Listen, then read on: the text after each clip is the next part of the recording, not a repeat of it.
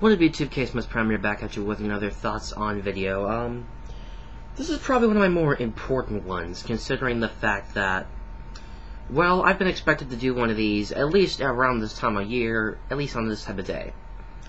I would have done this yesterday, but I really didn't feel like it. I was a little tired. I was also rather busy yesterday, so I didn't get around to doing this. I had studied the material that I was supposed to do this on, but I didn't have time to film the video, so let's get started. Today I'll be giving my thoughts and opinions on the new series that just started in Japan, Kamen Rider Wizard.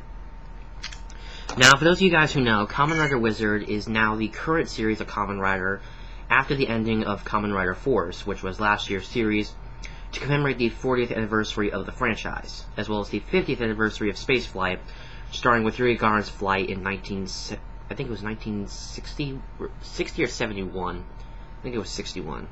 But, bottom line. Speaking of Fourze, I personally thought Fourze was actually a really good series. I enjoyed it. I liked the story. I liked the characters. I liked the rider in his form of henshin. I've always loved that type of look for a character. I thought Fourze was a good character, and it's definitely a series I would most certainly watch again. Now, on to Kamen Rider Wizard. Now, the first episode premiered yesterday morning in Japan as part of TV Nyan's Superhero Time block at 8 o'clock after Tokome Sentai Go Busters, replacing Kamen Rider Fourze. Now, the series, the first episode is called The Ringed Wizard. Now, the first episode is basically an introduction to the series, and it kind of has aspects from Kiva, which the first episode of the series takes place a little bit after Haruto Suma, who is the main character, has already become Kamen Rider Wizard, because you can tell in his first henshin sequence and in his first fight, he's become this guy before, and he's no stranger to him. Unlike in some other series like Fourze and O's, where they get the powers in the first episode and they don't know how to use it, but as episodes go along, they get used to it, they learn how to use it, and stuff just goes from there. Now, the series revolves around this guy named Haruto Suma, who, as we learned in the brief introduction, some sort of ritual happened, and he was a survivor from it. And then he is approached by this white wizard, or who is called the White Wizard, not Gandalf, and he gives him the wizard driver and the wizard rings, and tells him that he will become the magic-powered, ring-wearing Kamen Rider Wizard. And he was given the belt, the gun, and all the rings on the clip, which I forget the name of it.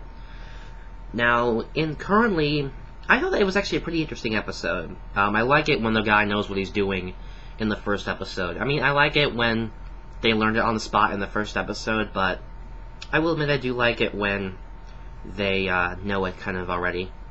Kind of like with what we got with Double and Decade and also Kiva. So anyway, we've gotten very little merchandise within this first weekend. We've gotten 3 things. The Wizard Driver, the Wiz Sword Gun, and the first Plum Monster, Garuda, I think is how it's pronounced. We've gotten those 3 toys for Kamen Rider Wizard so far. First of all, the one that everyone wants to get their hands on is the Wizard Driver, which, if you guys don't know already, is Wizard's main henshin device. And like some previous belts, the O's Driver, the Deno belt, the Deca Driver, it has a scanner function, where basically how it works, there's a microchip in the belt, and there's these pieces in the rings, and basically what happens is, when switched to a specific mode, a certain chip is activated to activate for a henshin or an attack, and it's triggered by sensors in the rings, depending on which one you're wearing. And the hand on the belt has to be pointing a different direction in order for it to activate a specific attack. It has to be pointing this way for the henshin, and this way for an attack or a finisher. Now, we've gotten very few rings so far. The belt came with the 2 rings for his flame and water styles, as well as his main finisher, Kick Strike. Then we got the Wiz Sword Gun, which came with the rings for his other 2 styles, Land and Hurricane. I think Land is the green one and Hurricane is the yellow one. If I got it wrong, please do tell me immediately, because I don't want to be getting this all up confused all of a sudden.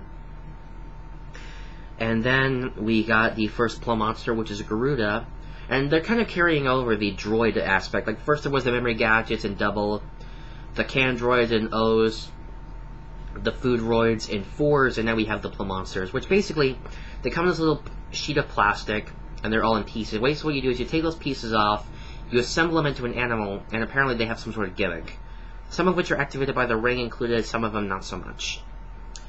And also those rings also do work on the Wizard Driver as attack rings. Now that was pretty much it. But, for those of you guys who remember, a few weeks ago, before Fourze ended, and when we had the movie come out, which was Kamen Rider Fourth, the movie Everyone Let's Go to Space, they released the set SP, which came with the fusion switch for Fourze, and the, one of the rings for Wizard, which was the big ring. And that was also something you could use with the Wizard Driver, if you were able to get that ahead of time. And basically, these rings all have unique abilities. Kick Strike, obviously, is like his Rider Kick attack. There's the Big Ring, which I believe makes him bigger, or I think clones him, I forget. And of course, the ones of Styles change his form. And basically the way it works is, he'll have this one ring which looks like the hand of the belt. He'll scan that, it'll say belt on, and it'll generate the belt around his waist. He'll have his style ring on this hand, he'll flip down the face piece, and he'll hold it up to the belt. It'll activate the henshin sequence, or the first part of it. It'll take his hand away, hold it out like this, and then it'll kind of a circle will go around his body and materialize the suit onto him. And then he'll say his catchphrase, "Sa, showtime," which translates to "It's showtime." And then he will lock in battle. Now, just from a personal viewpoint, just watching this first episode and seeing the toys, I'm personally thinking this is going to be a good series, because, as I said before, I really liked Kiva, and they actually got a few aspects of the series from Kiva. And I think Kiva, I thought it was a really good series, and I think if I enjoy Kiva, I'm going to enjoy this. And I do like his method, although I do wish those rings were bigger. I can't believe this happened again. But I personally am excited for what the series has to offer. We do have a crossover movie with Fourze coming out in December. The full version of the Henshin theme, Life is Showtime by, I think it was Guri and Socho of Golden Bomber, is due out on October 17th, so in about a month from now. So I guess the TV version will have to do. But we have that coming.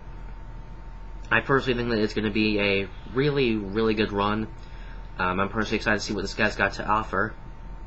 So I guess that's about it. Later, guys. I am out.